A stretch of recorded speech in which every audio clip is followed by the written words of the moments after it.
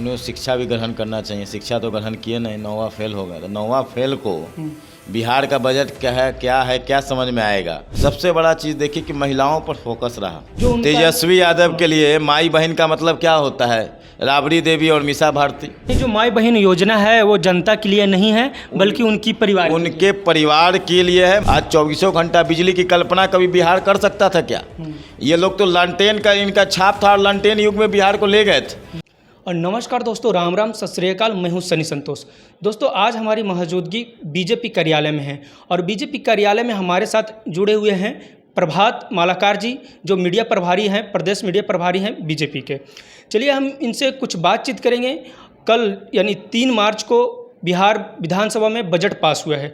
Budget को लेकर और जो नेता प्रतिपक्ष तेजस्वी यादव जी ने अभिभाषण दिया है उनसे हम उनकी बातों को लेकर हम इनसे कुछ बातचीत करेंगे। और नमस्कार।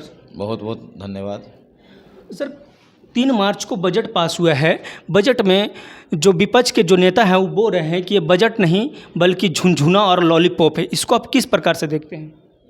देखिए, बजट को समझने के लिए उन्हें शिक्षा भी ग्रहण करना चाहिए। शिक्षा तो ग्रहण किए नहीं, 9वां फेल हो गया। तो 9वां फेल को बिहार का बजट क्या है क्या समझ में आएगा कि उनके पिताजी के कार्यकाल का बजट और आज के कार्यकाल का बजट 2,95,875 करोड़ का बजट।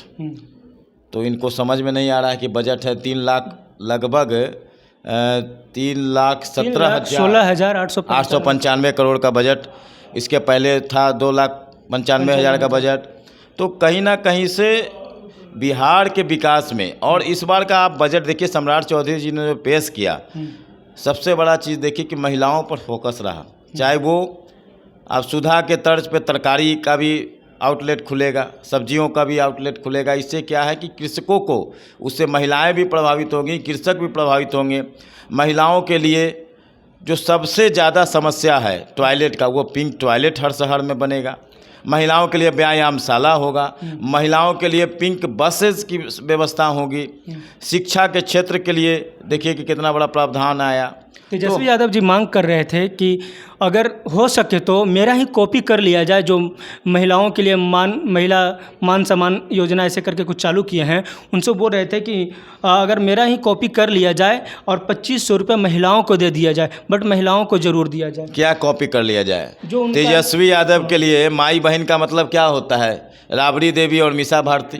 अच्छा, आप देख 2500 रुपये उनके लिए मांग कर। अरे, जो अपने घर के पुतोह को नहीं संभाल सके, अपने घर के भौजाई का नहीं संभाल सके, वो दूसरे के माई बहन की क्या इज्जत का ख्याल रखते हैं?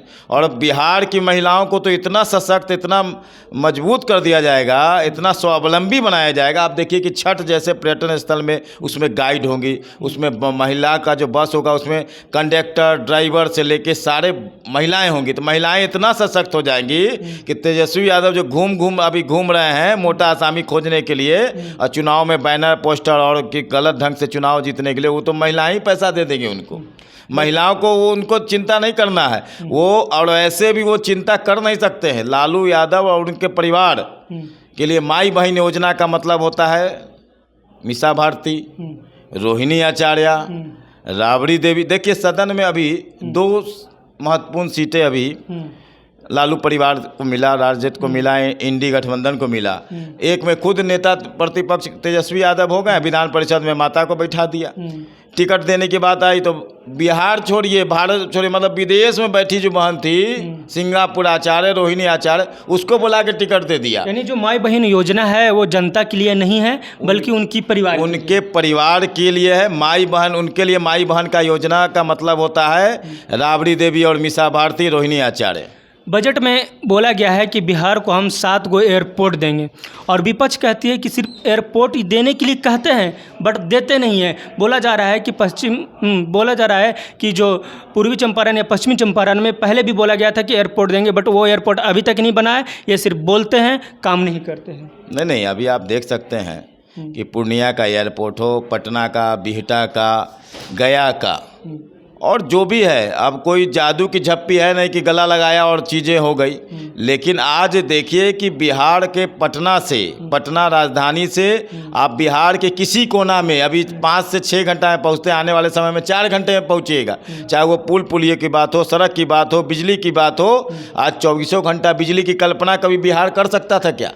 ये लोग तो लालटेन का इनका छाप था और लालटेन युग में बिहार को ले गए थे। बिजली आनी एक खबर होती थी, अब तो बिजली कटना भी एक खबर होता है कि आज बिजली आधा घंटा कटेगा, ये खबर बनती है। और कभी बिजली आएगी 1 घंटा रहेगी, ये खबर बनती थी। तो ये अंतर है। रोकना चाहेंगे कि जैसे आपने बोला कि यहाँ पे आज नेशनल हाईवे और हाईवे बन रहे हैं, जिससे दूरियाँ कम हो जा रही है और कम समय में हम लोग पहुँच जा रहे हैं। बट इसका एक गलत यूज हो रहा है कि जो नेशनल हाईवे या हाईवे है उस पर काफ़ी लंबा जाम लगता रहा है और जाम से लोग काफ़ी परेशान हैं। उसके लिए आप लोग क्या करेंगे? नहीं, जाम की समस्या के लिए तो लगातार उस पर ट्रैफिकिंग व्यवस्था भी टाइट की जा रही है, सबवे भी बन रहा है। ट्रैफिक की दिक्कत नहीं है, वो बालू खनन माफिया जो लोग रहते हैं उनसे सरकार द्वारा या सरकार के जो नुमाइंदे हैं यानी DMSP उनसे